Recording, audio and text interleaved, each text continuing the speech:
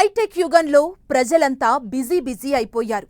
ఉద్యోగ వ్యాపారాలతో ప్రజల జీవనశైలి మారిపోయింది. దీంతో అందరూ ఫాస్ట్ ఫుడ్ బాట పట్టారు. అయితే ఫాస్ట్ ఫుడ్ తింటున్న అనేక మంది రోగాల బారిన పడి నానా ఇబ్బందులు పడుతున్నారు.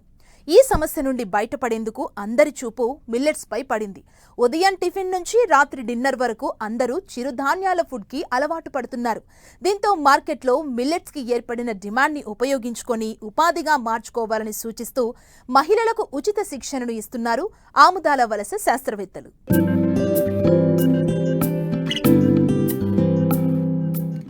చిరుధాన్యాలతో రుచికరమైన వంటకాలు తయారు చేయడంలో తెలుగు రాష్ట్రాలు వెనుకంజలో ఉన్నాయి.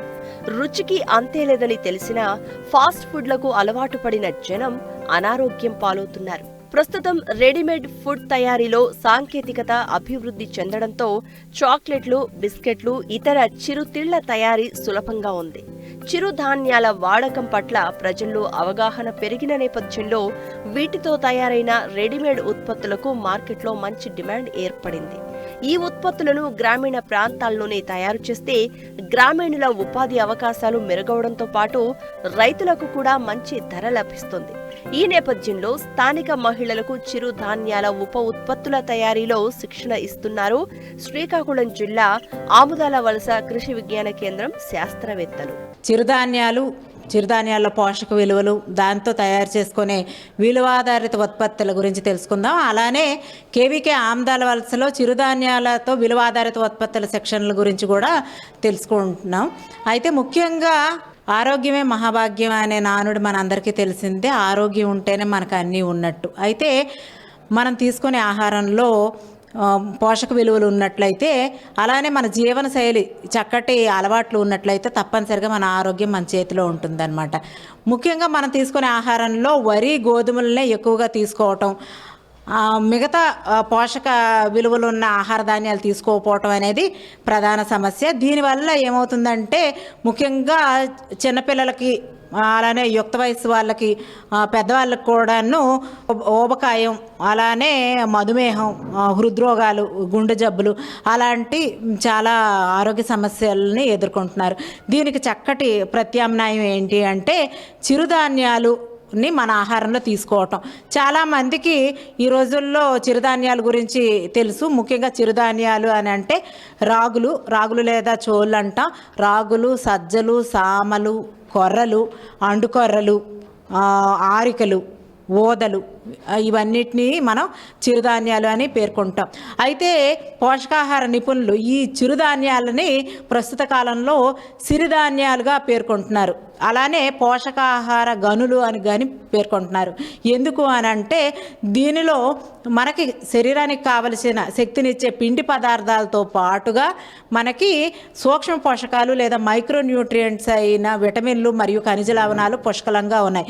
రసాయనాలతో వాడకుండా అస్సలు వినియోగం లేకుండా పండించే పంటలు ఈ చిరుధాన్యాలు మనం ఆహారంలో తీసుకోవటం వల్ల సేంద్రియ ఆహారం తీసుకోవటంతో పాటు పోషకాహారం కూడాను మన శరీరానికి అందించగలిగిన వాళ్ళం అవుతాం. అయితే ఈ చిరుధాన్యాలతో చాలామందికి అనుమానం రావచ్చు, ఏ ఆహారం తీసుకోవచ్చు అనేది. ఈ చిరుధాన్యాలతో మనం వరి, గోధుమలతో, బియ్యపిండి, గోధుమ పిండితో ఏమైతే చేసుకుంటున్నాం అన్నీ కూడాను అన్నం, పాయసం, అలానే సాంప్రదాయ వంటలైన అరిసెలు, మురుకులు ఇలాంటి వాటితో పాటుగా మనం దోశ పిండిలు, అలానే ఇడ్లీ రవ్వలు, ఉప్మా రవ్వలు ఇలాంటివి రెడీ టు కుక్ ఫుడ్స్ కూడా మనం తయారు చేసుకోవచ్చు. అదేవిధంగా వర్మసెల్లి, అలాంటి పాస్తా ఇలాంటివి కూడా చిరుధాన్యాలతో తయారు చేసుకోవచ్చు. దీనిలో పుష్కలంగా మనకి పోషక పదార్థాలు ఉన్నాయి. అయితే ఈ చిరుధాన్యాల్లో ముఖ్యంగా ఉన్న పోషక విలువలు ఏంటి అని అంటే దీనిలో మనం ముందుగా చెప్పుకుంటున్నట్టు రాగులు తీసుకున్నట్లయితే రాగుల్లో ఎక్కువగా పాలలో ఉన్నంతగా కాల్షియం అనేది ఉంది. కాల్షియం మనందరికీ తెలుసు.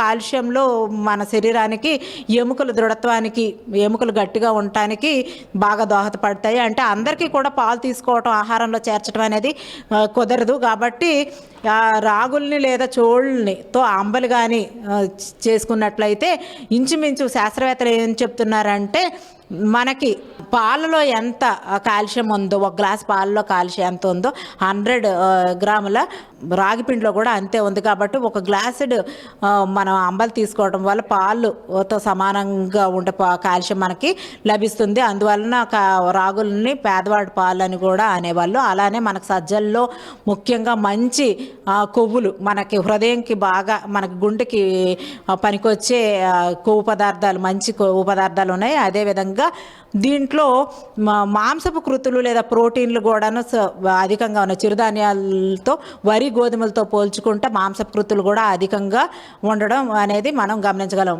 మనం ఇతర ధాన్యాలతో, ప్రధాన ధాన్యాలతో పోల్చి చూసుకుంటే చిరుధాన్యాల్లో పీచు పదార్థం అధికంగా ఉంది. కాబట్టి ఇవన్నీ దృష్టిలో పెట్టుకొని కృషి విజ్ఞాన కేంద్రం ఆమ్దాల వలస వారు ఔత్సాహిక యువత, స్త్రీలు, మహిళలు, గ్రామీణ ప్రజలకి చిరుధాన్యాలతో విలువ ఆధారిత ఉత్పత్తులపై శిక్షణ కార్యక్రమాలు నిర్వహిస్తూ ఉన్నారు. కాబట్టి ఈ సదవకాశాన్ని అందరూ వినియోగించుకొని వృత్తి విద్యా శిక్షణ కార్యక్రమాలకి హాజరయ్యి వాళ్ళు స్వయం ఉపాధి పొందవచ్చు. చిరుధాన్యాల్లో ఇనుము, calcium, potassium, manganese, zinc, magnesium, selenium, sodium వంటి ఖనిజ లవణాలు పుష్కలంగా ఉంటాయి.